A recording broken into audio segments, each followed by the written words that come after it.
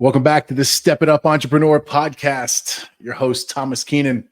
Today, I've got the infamous Mr. Tony Whatley with me.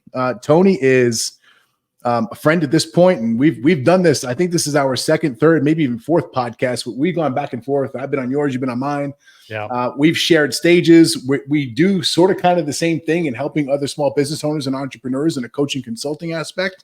You've got your 365 driven group. Tony is also a car aficionado. He's definitely got more cars than I've ever had. And we can dive into some of them and talk about it. But dude, I'm super excited to have you back here because you and I just, every time we get together, we just have good conversation. And I always pick up a thing or two because you're an experienced individual who's done some cool things in life. So I'm just grateful to have you here with me. Yeah, it's mutual, man. I like the directness and the tough love that both of us kind of dish out, but it's all for good intentions. Yeah, it is. It really is. Let's just give a quick recap for people who may not know who Tony Whatley is and what got you to where you are today. But let's just give us a quick run through of, where you kind of started and what got you to here. And then we're going to pick up and take on with today's content. Well, I'm going to borrow heavily from our current vice president's response portfolio and say, I was raised in a middle-class family. That should be the answer that you have for any challenging question. So you guys cut me any slack at the beginning of this. If I say anything that offends you, I was raised in a middle-class family, right? And from there, I guess I went into school and became an engineer and worked here in Houston as the oil and gas type personnel in engineering.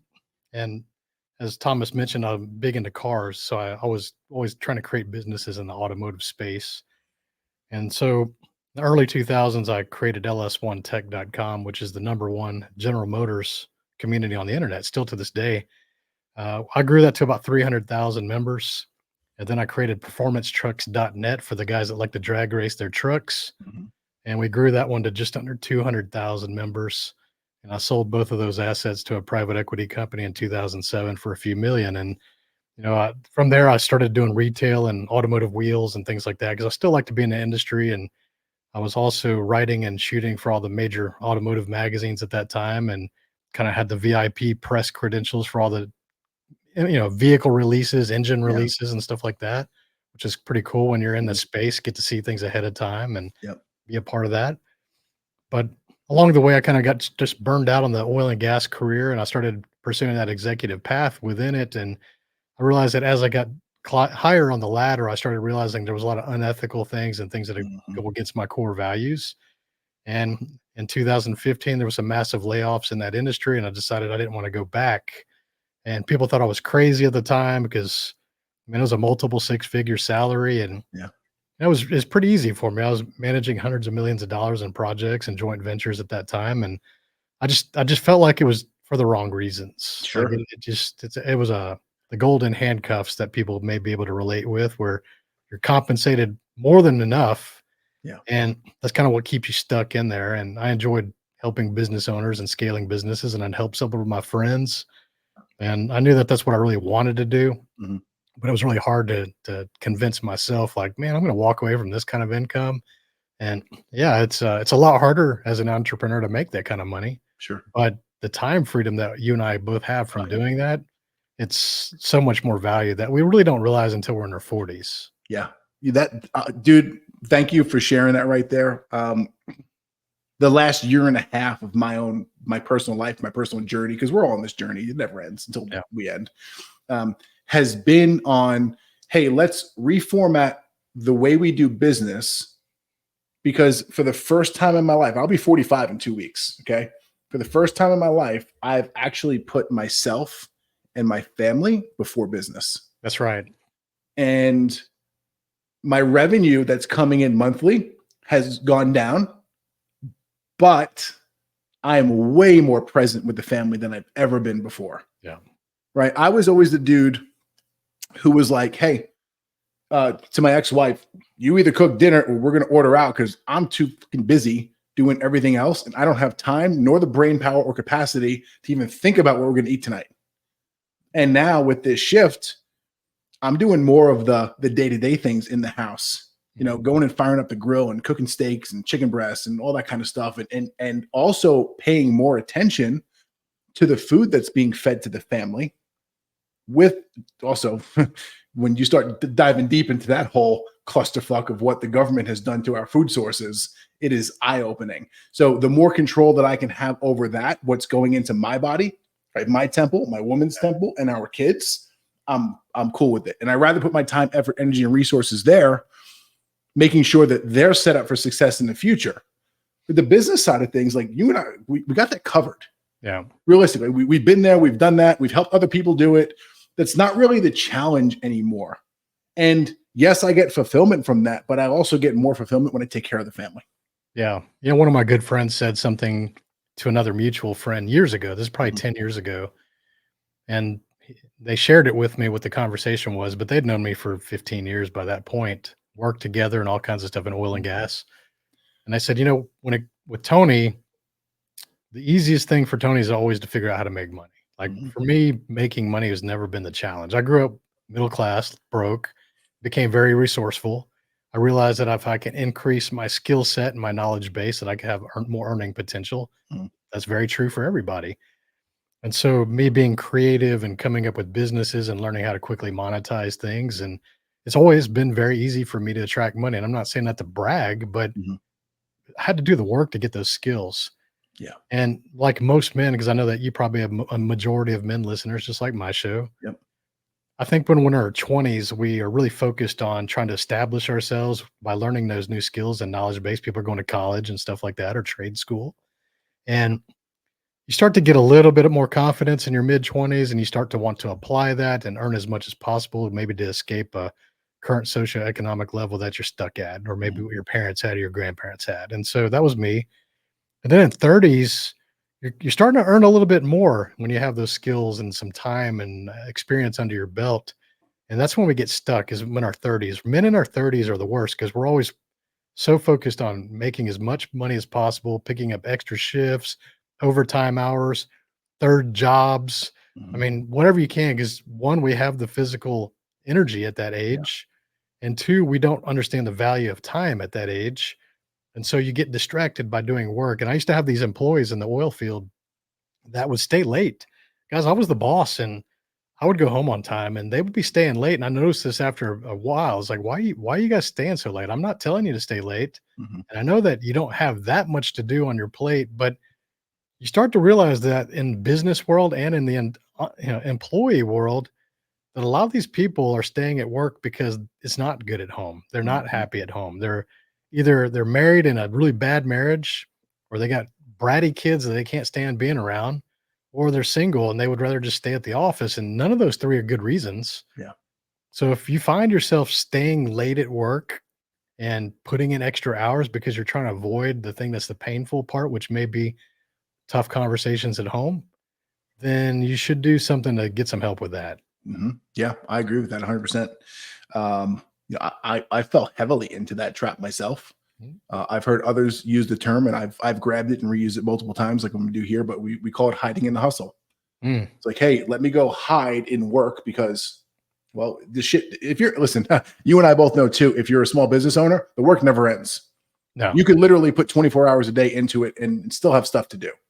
But there's this thing called boundaries and whatnot. But anyway, that was me realizing, like, oh shit, something's not right here in the marriage because I'd rather go to work than hang out at home with my family. Yeah. And I've been in a situation before, like when you're going through an argument with the wife or something like that, you do that. And you just want to make sure you're not doing that as much. Some people just got it all backwards. They're doing it way more than they should be. Yeah. One thing that you're very adamant and vocal about, and we're kind of going to switch gears here, but kind of not. You don't consume any substances. You don't drink, you don't smoke, you're not into cigars. Like that's none of that stuff is your jam. And I was a drinker for forever, from the age of, I don't know, we'll call it 18, 19 years old, when it wasn't really legal. Yeah. Up until a year and a half ago, maybe a little bit more than that. And what I also found out was the alcohol, and this is through lots of research, lots of reading, more self-development, because by the way, folks, if you start self-development, chances are you're never going to finish, especially if you're a driven individual like us. Yeah. And the more I'm reading and learning about this, I'm like, oh my God, alcohol disconnects us from spirit. okay, cool. Let's dive into this and look. And there's a whole bunch of conspiracy theories that we can go down. That could be a whole other podcast in and of itself. Yeah. So, okay, you learn more about this. And I also realized that, okay, so now I'm avoiding family, right? I'm hiding in the hustle. And if I'm not hiding in the hustle, I'm hiding in the bottle. That's rough. Yeah. So it's like, whoa, hold on a second here. And like, I'm not, never once in a million years did I say, oh, Tom's an alcoholic. Never once did someone come to me and say, hey, you had a little too much. Maybe you should tell her back. That wasn't me. Yeah. I was the guy who'd come home or go out to the event and have 2 or 3 drinks and be fine. But you do that on a daily basis, right? Consistency over time compounds. And all of a sudden now I've got 20 plus years of daily alcohol consumption. Yeah. Oh, hey, that's a problem. Yeah, there's long-term health risks by doing that. It creeps up on you over time. I mean, it's I changed that position almost a year ago. Mhm. So there was a period of 3 years prior to that I didn't drink at all. And I was really focused on getting healthy and trying to remove distractions and build the business and things like that. Mhm. And after that 3-year period, I just started realizing that I'm missing out on certain situations where I'd like to be able to have a drink. My wife and I, we like to travel the world, and she loves wine, and Mhm. I like the taste of a good bourbon or wine, but I didn't really necessarily want the intoxicated feeling. I don't like feeling that way at all anymore. Mhm. And so I decided almost a year ago at our anniversary in October, last year, Mhm. that I said, okay, I'm gonna change this rule. I will okay having a 1 glass of wine or a drink only on special occasions though. Mhm. It's not going to dinner is not a special occasion. So Yeah. it's we go celebrate something or we're traveling the world. It's like I kind of want to taste it because I want to enjoy that again. And so I started realizing that I was being harder on myself than necessary Mhm.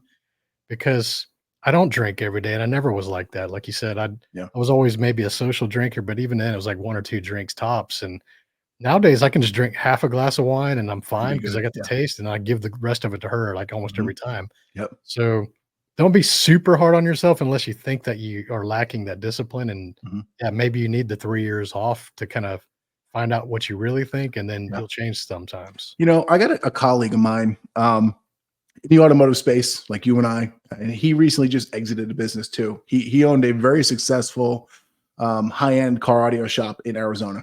Okay. I'll give him a shout out here. His name is John Covenants. He's a fellow author, wrote a book. And I believe the title of the book is Life After Crutches. And he went through a period of time, married to the wrong person. The relationship wasn't good, had a daughter, drinking heavily, kind of to cope with the stresses and all the daily crap that went into owning and operating this highly successful business that he had. And, ballooned up in weight, the whole 9 yards, wound up coming off of it, went through a 12-step program, got super clean. And then I think it was about 2 years ago, he again, similar to you, he had been sober for a number of years Mm. and said, you know what? I'm beyond that at this point. Yeah. He was at a very special event and it was him and 3 or 4 of their very close friends. And he had a glass of bourbon. Yeah. And he's like, that was it. I had a glass of bourbon. I was done with it. He goes, it wasn't the old John who showed up, who asked for the bottle. Right. And he's been able to maintain that moving forward, which, I got to take my hat off to him, because just because you stop doing something and it's a problem now doesn't mean it has to be that way long term. Yeah. It's a very personal choice and decision to make too. But I think you have to know yourself inside to make that choice effectively. Yeah. You have to understand if you are an addictive personality or if you had a past history of alcohol abuse or any kind of abuse of things, then maybe you should stay sober. You're right. I think Yeah. that that's the case, but my house was never like that. I mean, even my parents, we could have beer in the fridge. It would sit there for a year. It'd probably go bad before they ever drank it. So I kind of grew up in a house that didn't really care about drinking. And, Yeah. I drank a lot in my 20s, working in the clubs and doing the single man craziness. But, Mhm. I got away with a lot of things at that time too. And it's just not worth the risk nowadays. Yeah. I agree with you completely. Completely. Let's talk about the automotive space a bit. Right. You're a full-blown car nut. You've got a collection of cars. Yeah. Tell me now, and like, as of right this second, I don't know how many cars you currently have. I know you got a bunch. What has been your favorite of all of the vehicles you've owned across your life? It's always going to be, well, the make and model is always going to be a 1969 Camaro. And Okay. that's because that was what I also drove in high school. I built one. I paid $1,200 for this rust ass bucket, and my dad and I restored that before I turned 16, and that was what I drove through high school. I had to sell it to pay for college. It got too bad of gas mileage to commute back and forth. And Mhm. so the 1969 Camaro is always going to be a sentimental. I've had several of those, and the one I currently have is it's a full build retro mod and resto mod type car. It's been on the Mhm. cover of Super Chevy and another magazine, and Nice. it's probably about a $250,000 build. But I Mhm. also built it in the back of my shop in my property. So Mhm. a lot of literal blood, sweat, and tears. 12-hour days working on a car. I built the entire thing except for the paint. So Mhm. all the nuts, every nut, bolt, wire of that car, and I even installed the convertible top myself because I wanted to learn how to do that, and that was a challenge on its own. It's a challenge. I've been involved Yeah. with some of those. Yeah, it was a lot harder, and I was under a gun on a time schedule for a car show, and, Yeah. it's, so I learned a lot with that car, and I enjoy driving it. It's not every day you get to drive a car that you actually built, and so Yep. if it breaks or fall apart, it's on me, and I just made Mhm. sure I built it the right way, and so, yeah, that's my favorite car, and it's just more my personality and my character. It's not the fastest car that I own, but Mhm. it's just, the one I really love. Yeah, that's cool. Let's switch gears here. You do events. You've got retreats and stuff that you put on, and usually they're international, which I think is really cool. Yeah. And I think it was last year you did one in Portugal. Yep. Do you have one coming up this year? And give us an insight of what it is and what people get if they come to one of those events with you and your wife. You know, these events that you and I both have hosted and did different things with these different events, I started to look at things after going as a speaker and also as an attendee at a lot of things, and I start to take mental notes. What are the things that I would change? Like, there's always Mhm. things about every type of event that kind of suck and things that are good. And you start taking mental notes. And okay, if I was going to do an event, then I don't want to do anything that sucks. So what is that? And so one of the big complaints that we always had is you see a lot of these big events will be in like cool cities, like they're like destination cities like Mhm. Nashville or Vegas or, Yeah. I'm never going to say Dallas is a good destination. I think that's a shit ass city. So I wouldn't have one in Houston either, just to be fair, right? Uh-huh. And so, but the thing is who gives a crap about the city if you're stuck in a hotel conference room for 3 days? Like nobody Mhm. cares. You're not using the city anyways. It could be anywhere at that point. So one, why have it at a cool place if you're not going to actually utilize it and go see the sights and be a part of that scene? Mhm. The other thing is that speaker events, I think, man, I get this mental fatigue after one, maybe 1.5 day tops. Like they have to be some Yep. damn good speakers for go to a day and a half of speaking, especially when Mhm. they go to these 10, 12-hour marathon speaking events that we go to. And I just realized like if I'm having the brain fog and the fire hose drinking that I'm feeling, then I know that everybody in the audience is. And you can see that literally day two at those events, you see Yeah, more people people are wiped out. congregating in the lobby and fucking off and not showing up. And like Mhm. the room's half empty for the day two, day three speakers, Yeah. especially. And so I was like, why are we torturing ourselves by hanging out in a crap, conference room like that? Like, so what I figured out is, and this took 7 events to kind of figure this out, but 6-hour window. Like we only Mhm. want 6 hours total, and that's usually 5 speakers, right? Mhm.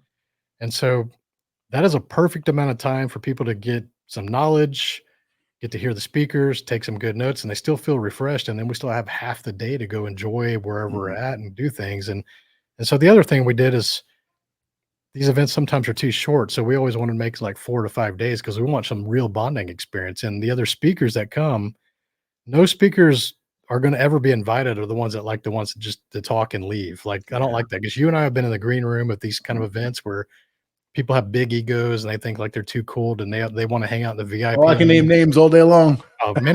Many more than not, right? Yeah.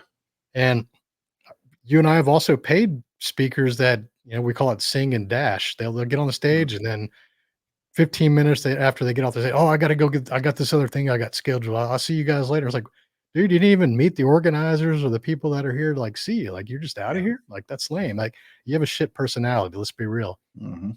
And so I don't want speakers like that. The speakers that come to our events, they participate in all the excursions and all the activities. And we always want to have some physical aspects, like we'll do hiking, we've done whitewater rafting, we've Mhm. rented out a automotive racing school, and every attendee got to be a part of a racing school for the full day. And so we always have like these physical challenges that we want to put people through that are something outside of their norm, something that's uncomfortable, something that they can learn a new skill or gain some perspectives from. And so they're kind of like miniature vacations that are still business events because we're still meeting there for business. People can still write it off. They can still be expensed. Yeah.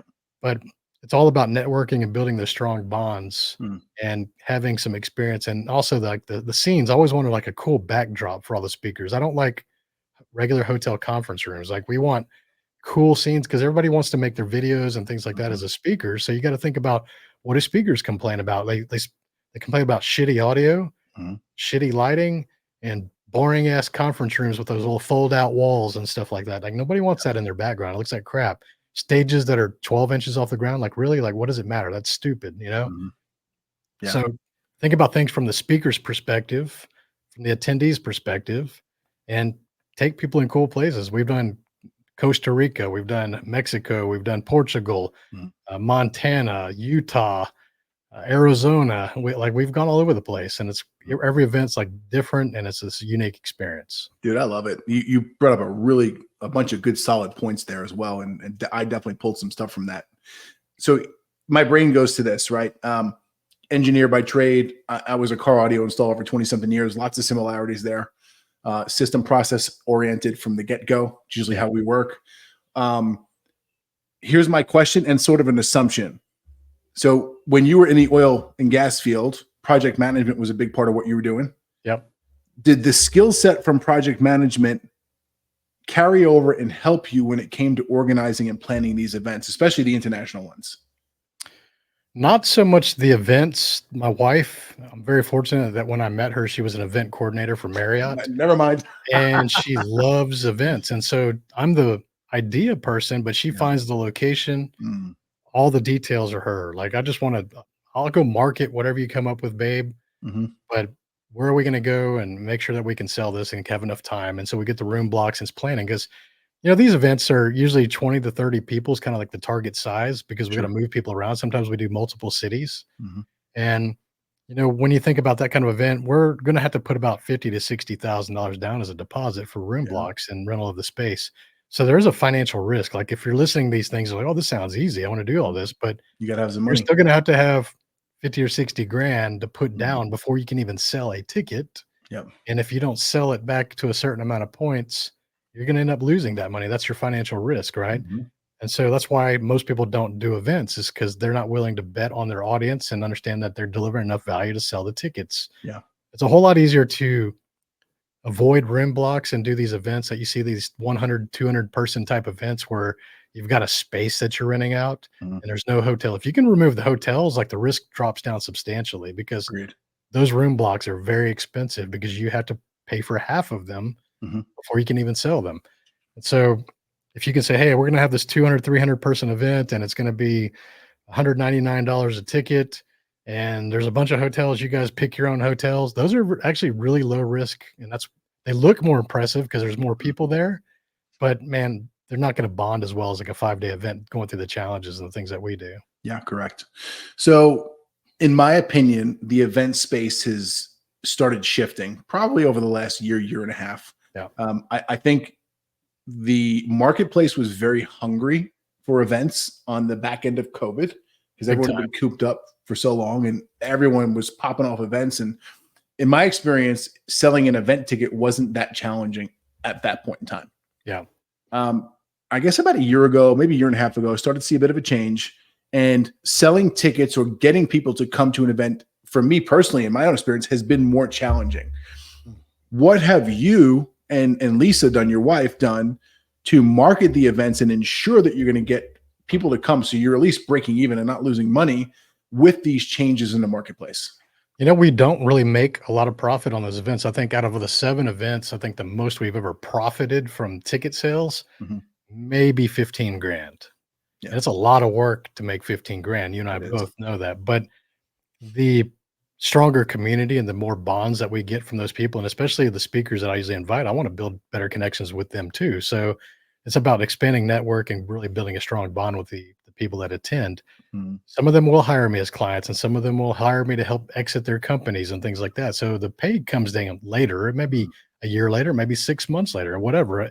But we enjoy traveling anyway. So it's kind of like, hey, we're going to have this thing we're going to create. It's like this adventure. It's like a party. If you guys want to come, this is what it costs. Yeah. And that's the kind of the way it works out. But I'm not really doing it to try to make money because Mhm. that's not a good business model. If you're in the event Yeah. space just trying to make money, Wrong doing thing it for to the do. wrong reasons. Like that's a rough place to make money. Yeah. But I agree, the economy in the last, I would say, year and a half, I'll use that same time frame, Mhm. has changed because people are they're evented out. Yeah. They're seeing so many things that they're seeing the same thing over and over. Like, let's be Mhm. real, some of these people go to the same event over and over and over, and they're in the same situation and had to ask themselves, like, why are you doing that? Like one of my mentors early on, he saw that I was going to some of these business events, maybe 2017, 2018, 10X Growth Con and stuff Mhm. like that. And he said, Tony, there's one thing that you need to understand, that you're a speaker yourself, you're on stages and you got a popular show and things like that. He goes, you need to start building some scarcity in your availability. Mm. And most people don't understand this. Like those people that go to every single event, when you're that easily accessible, your demand goes down. It's a law of supply versus demand. And if they know you're also a speaker and you're sitting in the audience, that's also not as good for your stock. It's not as good for your positioning or your Mhm. branding. So I started to make a point maybe about 2 years ago where I'll only attend events in the audience if they're a good friend of mine or if it's a mentor of mine. Like Mhm. I'll go to the RIT events because Ed and Andy are my mentors. And so Yeah. I'll go to those events. But I won't go to just general events as business person if I'm sitting in the audience. Mhm. I'm on the stage, yeah, I'll probably speak at everybody's event that invites me. I enjoy that part. But you either got to be VIP or on the Mhm. stage to be able to justify that. Otherwise, you're just easily accessible and you kind of blend in with everybody. And you and I both know a lot of people that do this, Mhm. and they started around the same time as we did, Yeah. and they have not even climbed to one half of the level that we have because they're at every single event and they're just Yeah. becoming part of the noise. Yeah. I call them conference junkies. Yeah. Yeah. I Yeah. mean, And it's going back to what we talked about earlier about hiding in the hustle, yeah, that's another form of doing it. good point. Good Mhm. point. Yeah. It's So like, guys, "Oh, hey, I've got this event. I paid $500, $1,000, $1,500 for this ticket. I bought my airfare. I got my hotel. So now we're at a $3,000 investment minimum. I'm going to show up. I'm going to make believe that I'm paying attention to what's going on here. I'm not going to take a single note. I'm going to go back home hungover, right? yeah, And I'm not going to implement a single thing that I learned while I was here because, I didn't learn anything because I didn't write any notes." that's probably 90% of the room. Let's be Yeah. real. Yeah. And I would say 100%. there's always going to be that 10% that does take the action, Mhm. but 90% of them are just using it as entertainment. And I get that. It's like, Sure. it's no different from people watching NFL or NBA. It's like business events are their entertainment. I get that. Mhm. Like, I don't want to dish on people, but do something with that. Like, and if you're trying to build your personal brand and get on stages, you shouldn't be sitting in the audience so much. That's just a Mhm. little tip there for you. Like, figure out how to get on more stages. Yeah. At the same point in time, I'll counter that. Going back to what you said about, hey, I've attended enough events as an attendee, as a speaker to know what I don't want. Yeah. You have to attend and show up to enough of them to get enough experience, enough real world experience, and say, okay, that was a good event. This is what worked well. This is what didn't work well. Let me take that information with me because I'm going to use it in the future. Yeah, in 2017 and 18, I was attending a lot of events because at that time I was also learning to become a speaker. Mhm. And so most of my notes, I was probably 50% was on the speaker dynamics. Like what was their positioning? What Mhm. hand gestures were they making? Did they own the stage? How was their vocals? Were they telling stories? I would say like Mhm. I would write like bullet points like strong intro, humor, bullet point one, two, three, closing. Here's the call to action. So I was really taking notes on the structure and learning Mhm. speakers. And so it's funny because I remember going to kind of like the mixers after, like when you see a group of people that you're like, hey, let's go have dinner afterwards. And, everybody wants to like, hey, what was your best takeaway? That kind of conversation. They get to me and it was something technical that was about speakers versus like, Uh-huh. trying to blow my mind with some kind of philosophy kind of stuff. It's Yeah. like, no, I already got a handle on that, and I figured that stuff Mhm. out. I'm learning like another skill here. I'm like paying attention for a different reason. Yeah. Then they find out you're an engineer in a past life, and they're like, okay, it makes sense now. Yeah, yeah. I like numbers. I like data. I like numbers, data, processes, Yeah. systems. So I've got a question for you from one speaker to the next. Like I have my process in doing this because I've done enough of it. you've done more speaking than I have, and you've even done it at a competitive level with Toastmasters. You got heavily involved with Toastmasters a bunch of years ago. I know you and I had that conversation. I don't recall when, but we did. When you are called into an event and someone says, okay, hey, Tony, we want to hire you to come in and speak at this event. You've got 45 minutes, you've got an hour. Yeah. This is the audience. This is, I don't know, you're the professional, show up and do your thing. Yeah. How do you craft the speech that you're going to give to that audience? Well, it's good that you provided the main questions that we should ask. You said time duration. That's very important. Mm-hmm. You also said, hey, this is the audience. This is who's in the audience. Those are the two questions I would immediately ask, because most organizers don't really understand that. They like, it's like, who is this for? And then the third question is like, what would you like your audience to take away from this? Yeah. Like, are we talking about leadership in this conference? Are we talking about process at this conference? Like, what are the things you, as the host of this event, what would you want them to have a takeaway from? And with those three questions, I can formulate some kind of a speech. And so, when you do enough of these interviews, like even on podcast, or you do enough podcasts or speaking, I think all these things, you start to build stories. Sure. And each of these stories, you can tell the 5-minute version of it or the 15-minute version of it, depending on how elaborate or how many details you get. So good speakers have a really good, strong intro to get people's attention. Usually something provocative, something bold. It's like the headline. Like, you get people attention, they put their phones away, they kind of start to scoot up on the edge of their seat, because like, oh, this guy's going to talk about some cool stuff. Like, you challenge them, right? And then you build the blocks in the middle. So if I got 45 minutes, I know that I have 5 minutes for intro, and I might have time for 3 bullet point stories at 5 to 10 minutes each to kind of build up the time, and then have a call to action, or some kind of a strong close, which is the thing that's very important. So I think as a speaker, you really want to rehearse the opening and the close. Those are the two most important parts of the speech.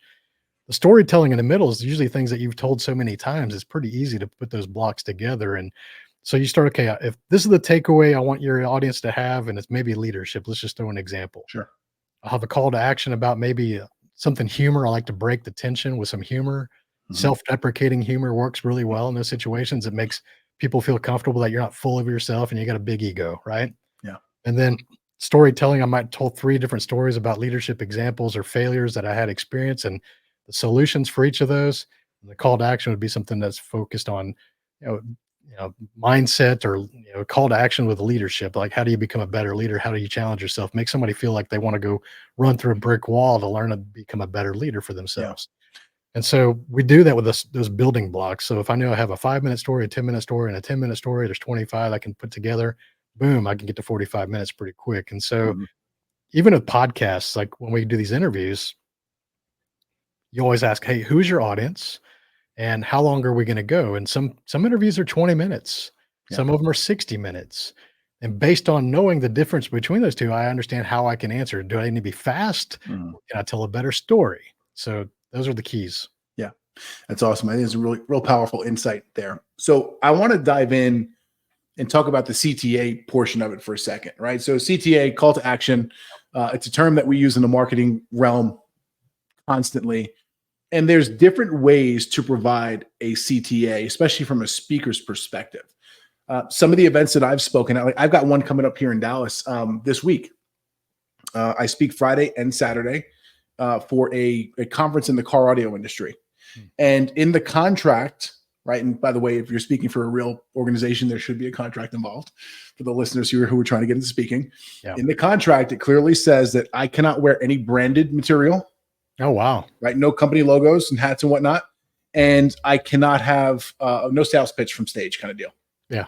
Okay. Pretty common. Yeah. For the call to action perspective, what do you do when you are hit with, hey, you can't sell from stage? I'm not one who's typically the kind of dude who pushes from stage myself, but every so often it's like, hey, if you guys want to work with me, here's a link, right? Just fill this out and we'll have a conversation. What do you use for a call to action, or is it more of a challenge for the person to go take action on what they learned from the speech that day? You and I are both, that's something that you and I have in common, is we don't really pitch. Even on social media, we're not always just pitching. Like, yeah, we'll have a call to action. We'll have a call, hey, we got some client openings and things like that. But it's not like every post. Like, some of the people like are always pitching like every single piece of content. And like, those people suck. I don't want to hang around with those people. Yeah, they got it all wrong. Their intentions are just out there. We can see like you're just doing it for the money, Yeah. right? And so my call to actions are usually some kind of a uplifting motivational. I always want to end it on a high, Right. right? You never want to end it on a low. It's usually some kind of a perspective that it may point out that makes them have a different look on how they are in their own life. Maybe you're challenging them on, like we talked about relationships earlier. Maybe you're challenging them on that. Maybe you're challenging them on, being a good example for their children because their kids are watching them and they're learning and they're going to become adults like them. So you got to make sure there's an emotional anchor that you put in there to make them go, damn, like I'm doing that. Like you don't want to just have it on like happy, happy, joy, joy, and everybody's getting along and you're all swell and you're all perfect and you guys have a tremendous day. Like Mhm. nobody likes that kind of speaker. Like, you gotta feel something. Like even Yeah. in those three stories, like the blocks we talked about, there's an emotion baked into Mhm. those. It's a roller coaster. I don't want you to feel all the way happy and all the way sad. Like you're going to go through all of those in Yeah. a good speech. You'll feel every emotion because we understand that even with our social media content or a speech from stage, that if I can't make you feel an emotion, whether that's anger, Mhm. resentment, happiness, joy, like any emotion, if I don't make you feel something, you're not going to hear anything. Mhm. We remember as humans, we remember things, we bookmark things in our memory based on an emotion. Emotion is an anchor. So you have to create those anchors. And so a really strong call to action would be maybe talk about the hero's journey type format and you make them feel like at the lowest point so they remember like you're right, man, that pissed me off when that happened. Then you give them the way out. Mhm. Here's how you get through that. Here's the next step. And if you can give them a quick three-step bullet point type scenario to get things out of the way, Mhm. they're gonna take those actions because it's something you give them to them. Like, "Oh god, I need to do this. Like, these are the 3 Yeah. things I gotta do." I'm not a big fan on pitching from stage. I've Sure. rarely ever done that. I think that if you give someone enough value, they're gonna go look you up anyways, even Mhm. as a podcast guest. Like, you'll never hear me, like, sell something on somebody else's podcast. Like, "Hey, if you thought that I gave you enough good information, go look me up. I'm pretty easy to find." Yeah. Right? Yeah. I think that's an important part of it too. You have to make yourself the attractive character, omnipresence Yeah. with your online profile, your online personality, whatever you want to craft their social media, website. You have to make yourself that omnipresence, in my opinion, makes you easy to find. Yes. So when someone goes out there and searches Tony Whatley, which your name is not that common, mine isn't either, fortunately, because I have no H in my first name. That's the half Puerto Rican in me coming out right there. Yep. Tomas. Yeah, I mean, quick story here, okay? Because we tell stories for a living. I was angry at my parents as a kid because they spelled my name wrong. I thought, right? Because I went into school, I'd go to the doctor, anywhere I went, they fucked my name up. Yeah. I was like, it was always a challenge. It's always, hey, you spelled my name wrong. I need this fixed. And now as an adult, I want to give my mama a big hug and say, thank you so much. From a marketing perspective, I am the easiest person to find if you spell my name correctly. You're right. I don't know anyone else that spells their name the same way you do. You're right. Yeah. Yeah. Yeah. Very cool. I had more challenging with my last name being a W because I always had to be the last in line for things. Yeah. I was always the last in line because of my height. That's funny.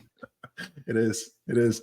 What's next for you, man? Like you've accomplished some really cool things in life, and you show up and you help people every day, and that's part of your day-to-day activities now with 365 Driven and your podcast and the coaching consulting you do for people. But like, what's next for you, Tony Whatley, the human being? And it may be outside of the business realm. Like, what are you Yeah. trying to build to? You've been watching. I've been enjoying my skateboarding journey. Yeah. At age 50, I decided to go back and start relearning how to skateboard, something I haven't done since junior high. And Mhm.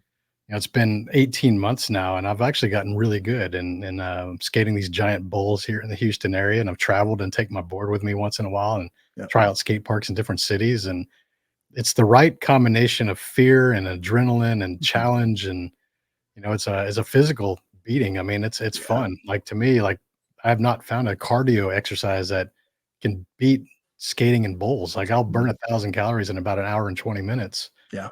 And so it's been a fun physical thing. And yeah, when you eat shit, I pad up and I still eat shit, but it makes you feel alive at the Yeah. same time. And most people are just unwilling and scared to try new things or Mhm. try new difficult things. And I think that I'm always willing to show people I'm going to go try something difficult, whether that's improv comedy or public speaking or creating content or do things. And I'm going to show you the good and the bad. I'm going to show you the times I fall down and how hard it is. And then I always like to take people on that journey. It's like, hey, this is how it's going to be. Like every time you want to start something new or learn a new skill, you should be willing to suck at it. And most people are not willing to do that because they built some kind of a self-perceived status or ego around something. And maybe they're exceptional at one thing and they suck at the other. And they don't want to, they think it's a lateral move and they haven't earned that right in that new thing. And so one of my favorite things is always to show somebody I'm going to try something new. I'm very methodical in showing out what the plan is. And I show them the progress, and then people are somewhat inspired on that journey. They're like, damn, I wonder if I could do that. And the answer is yes, you can. That's what I hope to inspire people is like, you can do this, but you have to put in the work. And that's anything that you do. Yeah. I was having a conversation with Catherine, my woman here, a couple of days ago, talking about my past career as a car audio installer. And I was 19 years old. And I grew up in Long Island, and the town that I grew up in is called Franklin Square. And when I was 17 or 18 years old, one of the bigger, if not the biggest car audio retailer in the town was featured as Mobile Electronics Retailer of the Year in the Mobile Electronics Association's rankings, winnings, whatever. And like they had the shop, and they did all the cool custom cars, custom work, custom fabrication, like banging systems back in the late 90s. And I was like, man, if I can get a job there one day, like I've made it. So here I am, 16, 17 years old. I start in this field. I'm teaching myself as much as I can. I'm reading all the books. I get a job at another place across town, work there for a year or two. And I put in an application at this cool place. I get hired and I go there. And looking back at it now, I was a poor culture fit for the company. They did not do things the way that I was taught, or nor that I wanted to do them. They were very much about hurry up and get it done because we have more cars coming in behind you. I'm like, I just don't work that way. Never have. And I struggled there. They were also giving me work that was outside of my skill set at the time. Okay. And I was too young and probably not confident enough to say, hey, I could probably figure it out, but I don't really know what I'm doing yet. And what wound up happening was I kept fucking cars up, right? Flat out. It was just damage a vehicle, slip, trip, dent a car, scratch a car, like things, break a panel when you're pulling the door panel apart. And I came this close to giving up on my career as a car stereo installer. And if I hadn't pushed through, I never would have achieved what I've achieved to this day, because that was the basis of everything that I've done. And from there, I wound up going back to work for another place because I quit, because I basically put my tail between my legs and said, I just can't cut it here. Went back to work for another place. And 3 or 4 months later, I'm up in Boston, Massachusetts at one of the top trade schools in the industry, or in the country at that time. And I learned from some of the greats who had been in the industry since the 70s. Yeah.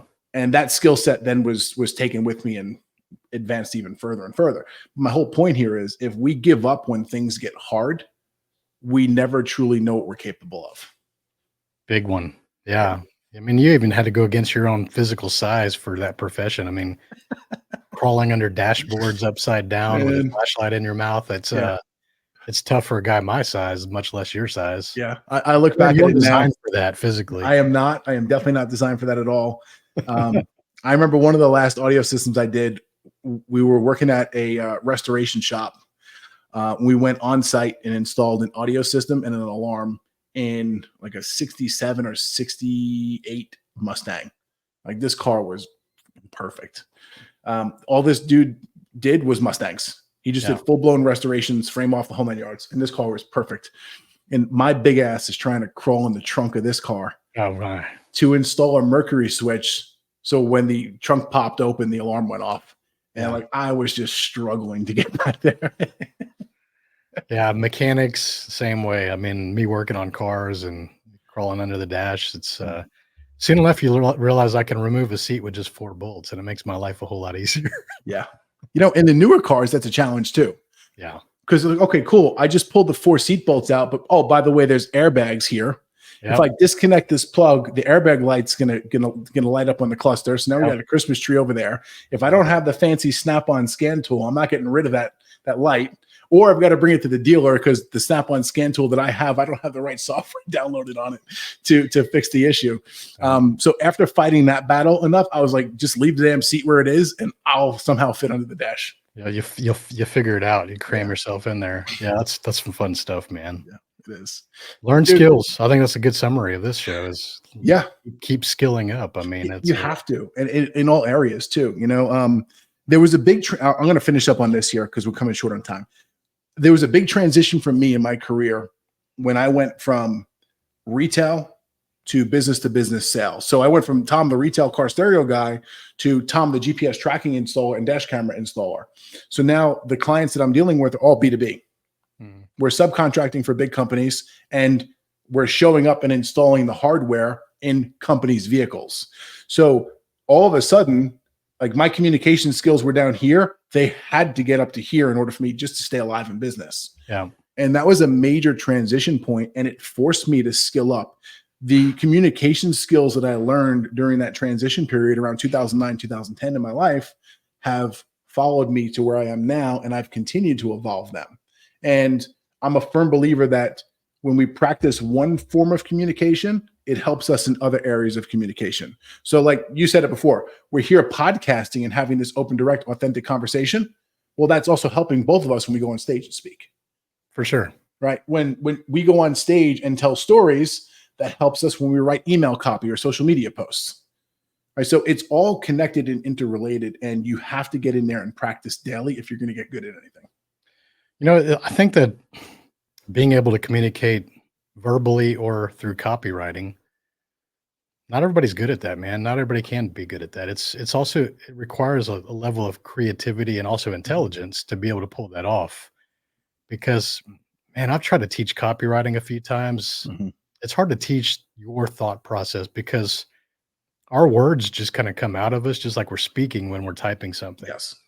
And I don't overanalyze things when I'm typing. I'm pretty fast at doing that. And so when you try to teach people that creativity part, it's hard. It'd be like trying to teach someone how to paint that doesn't know how to paint. I think it's a very valuable skill. It's one of the most highly profitable skills that you could learn. I think anybody that is interested in being a creative writer or copywriter, you should invest in hiring someone to teach you that, to read all the books that are available. Yeah. But understand that it's not for everybody. No, it's not. It definitely isn't. It definitely isn't. But at the end of the day, if you look back at your career, Tony, communication has been an epic piece of your career. Yes. Right. Your time in the oil and gas fields, your time writing for the magazines and getting yourself published, your time creating communities in the online whatchamacallits that you put together. Right. Yeah. So this communication thing has led you to this lifestyle and the businesses that you've been able to create and sell and also run to this very day. I would agree with that. I think that at the end of the day, when I distill all the skills and the talents that I've had, I've always been more of a marketer and more of an advertiser. So I'm a creative agency, like in my mind. And so I've always been the person that could visualize things, design things, whether that's graphic design or photography. So I'm a very artistic person. And I was always paying attention to details. Even as a kid, I remember I would be sitting at the table eating cereal and I'm looking at the box design of the cereal box and looking to see how we laid out and why they picked certain colors. And so I've always been really hyper aware of visual things and fonts and why they would pick that font over this font. And so I think that's just a skill set that I have, and not everybody has that. I understand that now, but I also learned how to turn that into business, and I got really good at grabbing attention and understanding how to drive traffic to things. And that's what led to me becoming a better communicator and understanding copywriting. Copywriting came to me later on, probably 15 years ago. Yeah. But I had to learn that through writing for magazines and being able to do a creative writing. And so you get better by learning from people who know how to do that, and editors and such as that. And so, I think the marketing aspect, and I hate to say it this way, but you and I are both coaches. We're exceptional at coaching. There's some bigger names out there for sure, but bigger names isn't necessarily better. And the thing that you understand in these kind of business, especially social media driven, the most lucrative coaches that are out there are just the best marketers. Mhm. They're not the best coaches. They're the best marketers. It's true. It's very rare to find someone who's exceptional at marketing and exceptional at coaching. Yeah. And so I tell people that are new to consulting or coaching, it's like, you better become very good at marketing. Like if that's the thing that's going to create some cash flow for you, like you better be a good coach anyways. Like Yeah. otherwise you're not going to stick around. You're not going to get a lot of customers that stick around. So, but you have to become better at marketing. And most people, unfortunately, they avoid marketing. They don't want to put themselves out there. They're afraid of getting on camera. Don't want to get on podcasts. Like I was the same way, but I understood the importance of it. And I had to just do the hard stuff to be able to do it. Yeah. I've got a saying that I throw out there, say it to my clients all the time. Without marketing, there is no sales. Without sales, there is no business. Absolutely. Right. So you've got to start with marketing. And if you're not the marketer, find someone who can help you. That's a dicey game, in my opinion, because I think most marketing agencies are complete trash. But if you don't know what you're doing, you have to get some skill set and some knowledge somehow. Yeah. And a lot of the skill set and knowledge that I've retained has come from me hiring marketing agencies and picking up the good stuff that they brought in and saying, wow, that's really cool. Now I know what to do with this. However, I'm going to turn this into my version of it. That's the key. What you just said, your version of that, because the unfortunate truth, there's some creative agencies that just kind of create the same reels for everybody, right? So you see like all of our coach friends, they'll go hire these 1 or 2 or 3 different agencies and all their content looks the damn same. Like it's exactly the same formats and the explosions and the Hormozy fonts and the what do they call the film burn flicker transitions. It's like you guys all have the exact same content, right? And that's not going to stand out when everybody's doing that. Everybody's got that content. So you got to think about, what do I need to do different? How do like you said, how do you make it your own? And so I was watching a really cool documentary on Amazon yesterday about skateboard art. It was called Skate Face, if anybody's interested. And they talked about historic art designs from the 60s all the way to the current time for skateboard. And like these people were like really creative and like awesome. And it also talked about magazine ads through the generation of skateboard culture. And the ones that they referenced going back were always the ads that were different. Because in any given era of time, all the ads generally look the same in a magazine, right? But it was the ones that were just breaking the mold, that were just a little bit different, or maybe more artistic, or the colors were different, or something was more provocative, or maybe it's just black and white. Like they were only talking about the ones that were different. And so that's a key, like just looking back through history, what can you do that's different? Don't copy everybody that's doing the same shit. Like all you guys out there that are copying my good morning posts. I've seen it. And there's like a dozen of you guys out there now. Like I started this thing as good morning to everyone except, and it was just a funny way of like talking trash to things that I don't like, right? And then everybody started doing it, and now it's not original anymore. Yeah, it's not original. That's wild, dude. Tony, man, I always enjoy our conversation. I appreciate you coming in here, spending some time with me today. As always, I pick up a couple of things when we talk, and I'm going to go and do some work and implement them for myself. And I hope you got something out of this as well. And I just love connecting with you, dude. I really do. I appreciate you, and I think you're a good human. Likewise, man. I enjoyed our conversation as usual. Cool. Well, until the next time, sir, we're going to get this one out there, get it live, and then we'll go do our thing, helping people in business and life. All right, brother. Later. Thank you for tuning in to the Step It Up Entrepreneur Podcast. Make sure you head over to stepitupentrepreneur.com and make sure you subscribe so you never miss an episode of the Step It Up Entrepreneur Podcast.